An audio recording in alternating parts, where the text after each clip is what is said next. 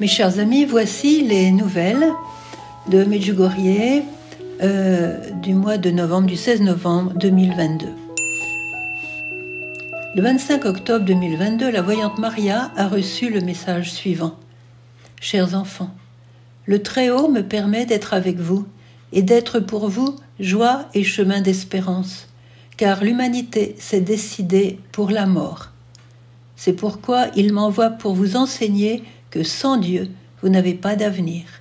Petits enfants, soyez instruments d'amour pour tous ceux qui n'ont pas connu le Dieu d'amour. Témoignez joyeusement de votre foi et ne perdez pas l'espoir en un changement du cœur de l'homme. Je suis avec vous et je vous bénis de ma bénédiction maternelle. Merci d'avoir répondu à mon appel. Novembre n'est pas fini.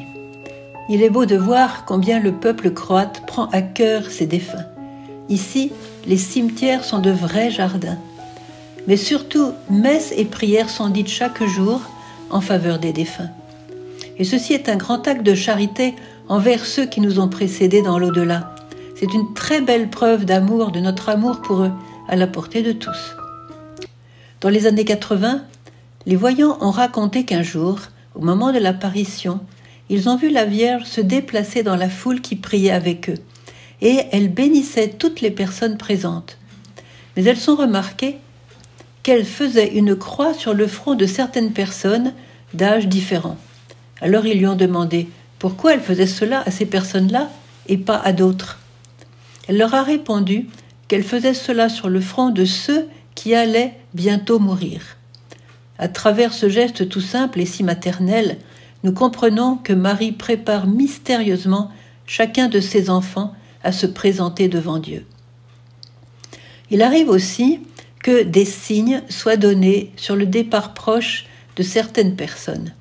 Je connais un prêtre qui consacre beaucoup de temps à la prière. Un jour qu'il marchait vers l'église de Medjugorje, il vit le père Slavko Barbaric à 10 mètres de lui.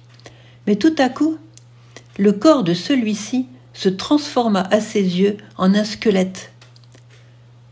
Choqué par cette vision, mon ami prêtre tenta de rejoindre le père Slavko, mais celui-ci, selon sa bonne habitude, s'était déjà éloigné d'un pas rapide. Bien sûr, le prêtre s'appliqua à beaucoup prier pour son confrère, car il voyait ce signe comme un avertissement.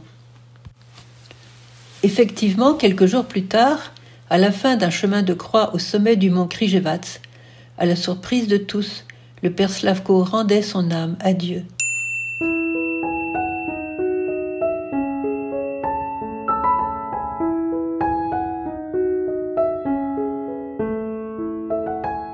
Le 24 novembre est la naissance au ciel du père Slavko. Et à l'occasion de cet anniversaire, je souhaite partager l'un des conseils percutants qu'il donnait dans ses homélies. Il s'agit ici de la médisance, de ceux qui disent du mal de leur prochain et se complaisent dans des conversations malveillantes. Voici ces paroles en substance.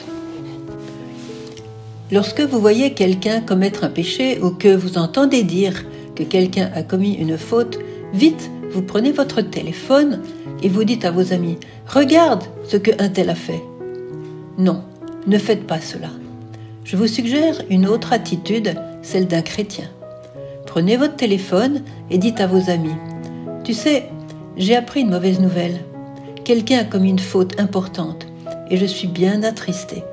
Je ne veux pas te dire maintenant de quoi il s'agit, ni de quoi il s'agit, mais je te propose de faire avec moi une neuvaine de prières et de jeûnes pour cette personne, afin que Dieu lui vienne en aide.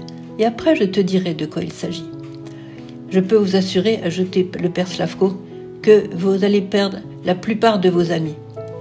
Bien sûr, c'est une note d'humour, mais il y a du vrai dans ce qu'elle dit. C'est ainsi que le père Slavko évangélisait. Il nous invitait toujours à vivre une conversion très concrète. En bon confesseur qu'il était, il nous aidait à déceler les mauvaises habitudes que nous pouvons avoir sans même nous en rendre compte et qui souillent nos âmes. Ainsi, prenant conscience de nos transgressions, il nous aidait à nous en débarrasser. Le 24 novembre, beaucoup de villageois feront une marche de Tcherin, son village natal, à sa tombe. le suppliant d'intercéder avec puissance pour la paix dans nos cœurs, la paix dans nos familles et la paix dans le monde.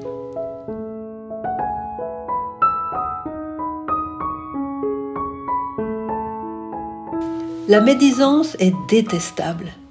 Maria Simma m'en a parlé durant mes dialogues avec elle.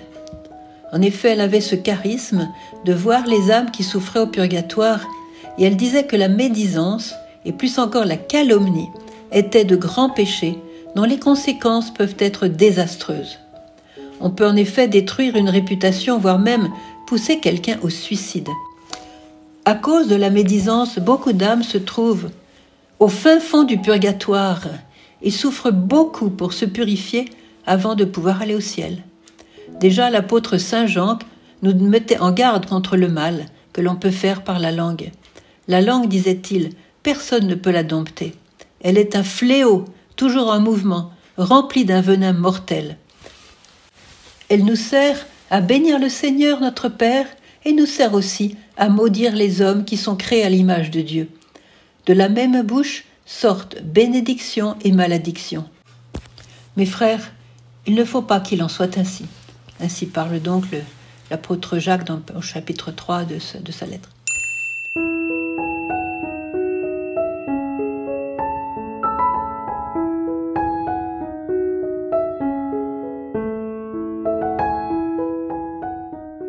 Alors Natuzza Evolo est une grande mystique italienne, déclarée servante de Dieu en 2019. Oui, c'est assez récent. Elle était mère et grand-mère, modeste paysanne de Calabre. Elle rayonnait de bonté et de simplicité. Elle ne savait ni lire ni écrire, mais dès son jeune âge, elle vivait une grande union avec le Seigneur. Elle fait partie de ces rares personnes qui recevaient souvent la visite des défunts, et ceux-ci lui parlaient du purgatoire, du ciel et de l'enfer. Vous voyez, après la mort, l'âme vit son jugement particulier. Éclairée alors par une lumière divine, la personne voit alors l'état réel de son âme et décide elle-même d'aller dans l'un de ces trois lieux. Elle va au purgatoire si elle comprend qu'elle a besoin de se purifier avant d'aller au ciel, autrement dit, de pouvoir étreindre l'amour parfait. Mais si elle veut aussi aller directement au ciel et entrer dans le face-à-face avec Dieu, il faut être semblable à lui. Ces âmes vont alors directement au ciel, accompagnées par leur ange gardien. La contrition parfaite et une confiance sans limite en la miséricorde de Dieu peuvent donner cette grâce. Les âmes qui venaient voir Natuzza demandaient toujours des prières, des aumônes, des suffrages et surtout des saintes messes, afin que soient abrégées les souffrances de leur purification. Pourquoi la célébration de la messe aide tant les défunts ? Parce que la messe est le sacrifice du Christ, sacrifice parfait qui nous réconcilie avec le Père. Chaque Eucharistie permet d'appliquer aux âmes les effets de la rédemption du Christ. L'offrande de la messe à leur intention est le moyen le plus puissant pour les réconcilier avec Dieu, car le Père exauce toujours les prières de son Fils. De nombreux saints ont vu le purgatoire, et merci au Seigneur de nous donner de tels témoins, car aujourd'hui le sujet du purgatoire a presque complètement disparu de la prédication. Dommage. Toutefois, au cours de mes missions, j'ai vu chez les personnes de tous âges une immense soif de connaître la vérité sur les fins dernières de l'homme. Mais bien sûr, l'ennemi de nos âmes s'applique à faire taire les vérités de la foi pour pouvoir mieux tendre ses pièges aux enfants de Dieu.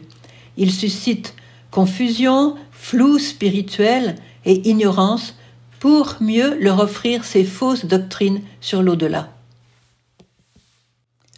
Lorsqu'en 1981, la Vierge a pris avec elle les voyants Visca et Jacob pour leur montrer le ciel, le purgatoire et l'enfer, elle a bien précisé que nous n'avons qu'une seule vie sur la terre, car, dit-elle, après la mort, il y a l'éternité. Je répète, après la mort, il y a l'éternité. Croire qu'après la mort, il n'y a rien est une grave erreur, a-t-elle dit. De même, c'est une erreur de croire que nous pouvons naître plusieurs fois sur la terre, car, dit-elle, la réincarnation n'existe pas. Quelle est la meilleure clé pour le paradis? N'oublions jamais que nous avons été créés par amour et pour l'amour. Le but de notre vie, c'est le ciel. C'est notre degré d'amour de Dieu et du prochain qui fera pencher la balance au moment de notre passage vers l'au-delà. Saint Pierre nous dit, avant tout, ayez entre vous une charité intense, car la charité couvre une multitude de péchés. Je répète, la charité couvre une multitude de péchés. C'est la première lettre de Pierre, chapitre 4. N'oublions jamais que Dieu rêve de nous combler de son amour, que son grand désir est de nous prendre au plus tôt auprès de lui pour nous introduire dans son propre bonheur. N'a-t-il pas versé tout son sang pour cela? Son amour pour nous est indicible. Et la souffrance des âmes au purgatoire est une souffrance d'amour, une souffrance de nostalgie d'amour. Elles ont connu cet amour au moment de la mort, elles le désirent ardemment et se repentent de l'avoir si souvent offensé, blessé, ignoré, rejeté. À cause de leur souillure, elles doivent attendre avant de pouvoir enfin étreindre celui qui n'est qu'amour. Voulons-nous aller directement au ciel après la mort? Efforçons-nous alors, sur terre, d'avoir une contrition sincère de nos péchés, de les confesser souvent, j'insiste, de les confesser souvent et d'adhérer au Seigneur de tout notre cœur.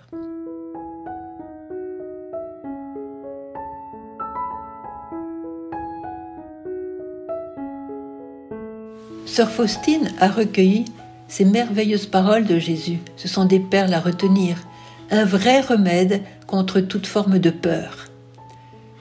Jésus lui a dit, « J'ai ouvert mon cœur en tant que source jaillissante de miséricorde. Que toutes les âmes y puisent la vie. Qu'elles s'approchent de cet océan de miséricorde avec grande confiance. Les pécheurs obtiendront justification et les justes confirmation. À l'heure de la mort, j'emplirai de ma divine paix l'âme ancrée dans ma miséricorde par la confiance. » C'est au chapitre 1520 du Petit Journal. Jésus lui disait encore, « Lorsque l'âme verra ses péchés et en mesurera le poids, lorsque se dévoilera à ses yeux tout l'abîme de la misère dans laquelle elle s'est plongée, qu'elle ne désespère pas, mais qu'elle se jette avec confiance dans les bras de ma miséricorde, comme l'enfant dans les bras de sa mère. » Chapitre 1541. Voilà, mes chers frères et sœurs. Maintenant, l'Avent s'approche.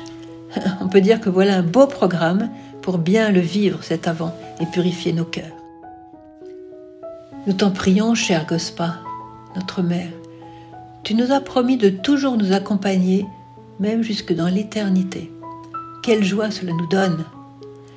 Aussi nous nous abandonnons avec une infinie confiance à ton cœur de mère, même au milieu des tribulations de ce monde qui passe, parce que toi, tu restes. Que Dieu vous bénisse, au nom du Père, du Fils et du Saint-Esprit. Amen.